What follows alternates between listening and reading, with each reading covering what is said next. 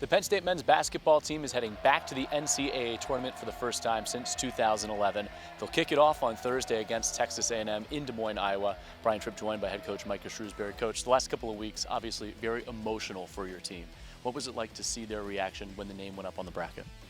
It was actually a different feeling and something that I've never been through because we had just lost a game, probably 20 minutes right before they announced our names. So you still have that feeling of you're disappointed that we didn't get a chance to win the championship.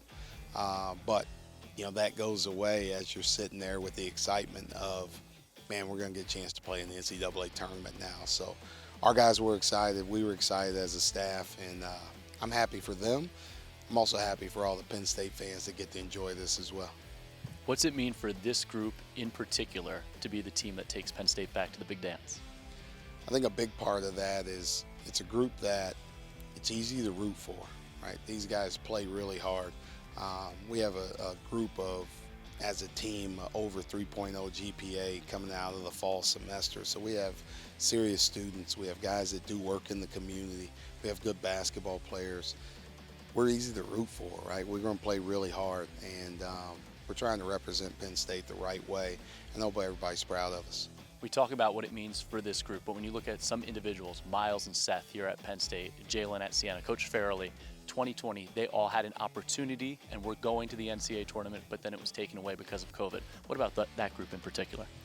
I'm happy for those guys, and Coach Farrelly and Jalen deserve it, because they were going to go. They were already won their conference tournaments and were in and didn't get a chance, but now Miles, Seth, they kind of get redemption that they get to take Penn State there, and that's the coolest thing. So I know there's no consolations, and it doesn't make you feel any better, but guys like John Hare, Lamar Stevens, hopefully those guys can grab a hold of their old teammates and be happy for them and feel like they're a part of this tournament run with us. Have you heard from them? What has it been like to hear the Penn State community and the alumni's reaction to this?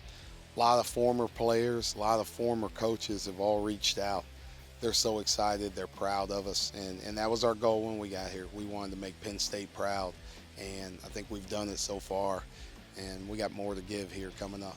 Certainly we're in that Big Ten tournament, but it was 4 games in 4 days. So how do you approach the next couple of days to get your bodies ready for the opportunity on Thursday?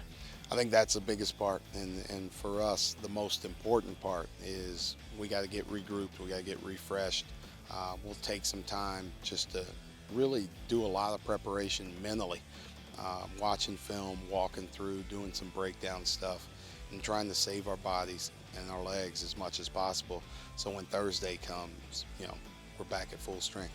You've coached in 6 NCAA tournaments before. Your staff has been a part of NCAA tournaments. How does that experience play a factor this time of year? We can talk about the experiences. We can talk about what it's going to be like before they get there, how to handle things outside of the game, right? We want to get all those things handled before we even leave here.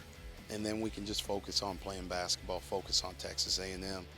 And now our staff, myself, everybody else that's been there, can really relay those experiences to our players.